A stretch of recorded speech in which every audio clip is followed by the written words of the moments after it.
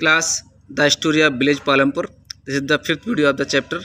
अब टॉपिक इस वीडियो का है, देखिए, build the land sustain.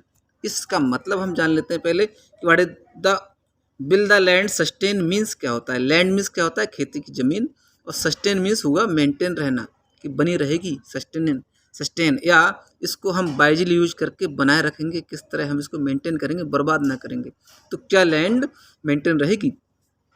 Land being a natural resource, जमीन जबकि क्या है, एक नेचुरल रिसोर्स है। It is necessary to be careful in its use, तो ज़रूरी है कि हम इसके यूज में बहुत केयरफुल रहें। Scientific reports indicate that, scientific report इस बात को इंडिकेट करती है, the modern farming methods have over used the natural resource base. तो मॉडर्न फार्मिंग मेथड ने नेचुरल रिसोर्स बेस का ओवर यूज किया है, यानी मिट्टी की जो क्वालिटी है ना, वो डैमेज हुई है ज़्यादा किसका यूज करने से, साइंटिफिक मेथड से। इन मैनी एरियाज, बहुत से क्षेत्रों में क्या है, green revolution is associated with the loss of soil fertility. Green revolution soil fertility के लॉस से संबंधित है, due to increased use of chemical fertilisers. तो केमिकल फर्टिलाइजर्स का यूज बढ़ जाने से क्या रहा कि सॉइल फर्टिलिटी बढ़ गई है। आल्सो, और ये भी है, continuous use of ground water for tubewell irrigation. Tubewell irrigation की वजह से ग्राउंड वाटर का continue use has led to the, और किसी और आगे बढ़ा, डिप्लेशन, खाली हो जाना। वाटर टेबल इस वजह से खाली हुआ है, ज़्यादा ट्यूबवेल से खेती की गई, इरिगेशन किया गया, तो वाटर लेवल जैसे कहेंगे वो डाउन हुआ।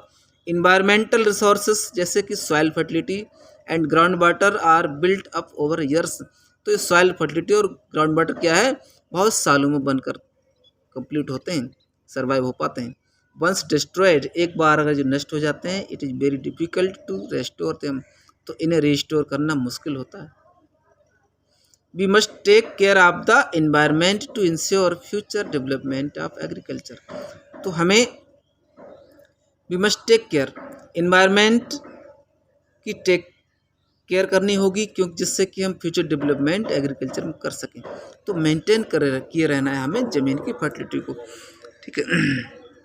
अब आगे जो टॉपिक यहाँ पर है, chemical fertilisers provide minerals.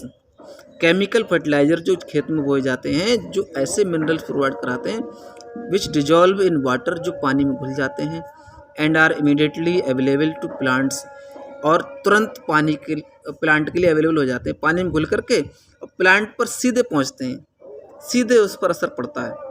But these may not be retained in the, और हो सकता है कि जो रिटेन ना रहें, रिटेन मीन्स क्या होता है, मेंटेन रहना, retained in soil for long, और बहुत समय तक मिट्टी में नहीं रहते। They may escape from the soil, ये मिट्टी से अलग हो सकते हैं, and pollute ground water, rivers and lakes, और ये ग्राउंड वाटर, नदी और झीलों को गंदा कर देते हैं। Chemical fertilisers can also kill bacteria, chemical fertilisers भी बैक्टीरिया को मार सकता है, and other microorganisms in the soil.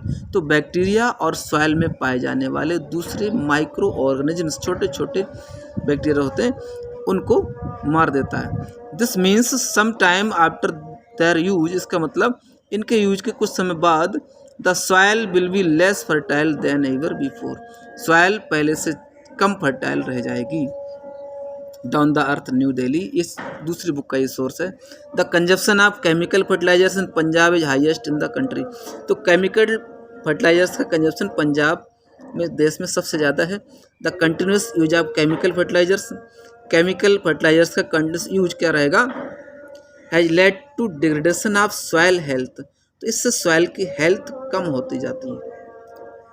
Punjab farmers are now forced to use more and more chemical fertilisers and other inputs to achieve the same production level. तो production level को maintain रखने के लिए पंजाब के फार्मर्स को force किया जाता है कि वो ज़्यादा से ज़्यादा केमिकल फर्टिलाइजर यूज करें। This means cost of cultivation is rising very high, इसका मतलब कल्टीवेशन कॉस्ट बहुत तेज़ी से बढ़ रही है। अब देखिए फोर्थ पॉइंट है, how is land distributed between the farmers of Palampur. तो पालमपुर के फार्मर्स में ज़मीन किस तरह डिस्ट्रीब्यूटेड है। तो यहाँ देखिए, देख सकते हैं इस फिगर में आप कि इस तरह ज़मीन पालमपुर के फार्मर्स के बीच डिस्ट्रीब्यूट की गई है। कुछ बहुत बड़े बड़े रिच फार्मर्स हैं जिनके पास बहुत ज़मीन है। एक फार्मर्स के पास जितनी ज़मीन है और इतनी ज़मीन 20 फार्मर्स के पास है, 25 फार्मर्स, यहाँ 25 पार्ट है। एक खेत एक के पास है ये, और ये इतना ही बड़ा 25 लोगों के पास है, तो बहुत कम हो गया। डिस्ट्रीब्यूशन एक जैसा नहीं है, बहुत कम ज़मीन वाले लोग हैं, कुछ मीडियम हैं, लार्ज फार्मर्स हैं, तो डिस्ट्रीब्यूशन इक्वल नहीं है। अब देखते हैं, you must have realised how important land is for farming. तो आपको ये एहसास हो गया होगा कि लैंड फार्मिंग के लिए कितनी इंपॉर्टेंट है। Unfortunately not all the people engaged in the agriculture. तो एग्रीकल्चर में सभी लोग इंगेज नहीं हैं। Have sufficient land for cultivation, जिनके पास कल्टिवेशन के लिए सफिशेंट ज़मीन भी नहीं है। In Palampur about 1/3 of the 450 families are landless. Palampur में लगभग 450 फैमिलीज के 1/3 कैसे हैं, लैंडलेस हैं, यानी टोटल 450 परिवार हैं और इनका 1/3 जैसे 150 परिवार ऐसे हैं वो लैंडलेस हैं, जिनके पास कोई ज़मीन नहीं। Most of them Dalits have no land for cultivation. इनमें मोस्टली दलित्स हैं जिनके पास कोई ज़मीन नहीं। On the remaining families who own land, बचे हुए फैमिलीज जिनके पास ज़मीन है, 240 families cultivate small plots of land less than 2 hectares. 240 परिवार ऐसे हैं जिनके पास 2 हेक्टर से कम ज़मीन है। Cultivation of such plots doesn't bring adequate income to the farmer family. तो इस तरह के प्लॉट्स फार्मर फैमिलीज के लिए कोई एडिक्वेट इनकम नहीं देते, यानी पर्याप्त इनकम नहीं मिल पाती कम ज़मीन की वजह से। ठीक, यहाँ बॉक्स की स्टोरी आप खुद जानेंगे क्या है, गोविंद सिंह की कहानी। अब देखते हैं, you can see the large number of small plots scattered around the village. तो हम देख सकते हैं कि विलेज में बड़ी संख्या में दूर दूर तक प्लॉट्स स्कैटर्ड हैं। इस बात को समझाया गया है। नेक्स्ट पेज पर आप जानेंगे, यहाँ फार्मर्स अलग अलग एक्टिविटीज़ कर रहे हैं। ठीक है, यहाँ पर क्या दिखाया जा रहा है, कल्टिवेटेड एरिया और नंबर ऑफ फार्मर्स।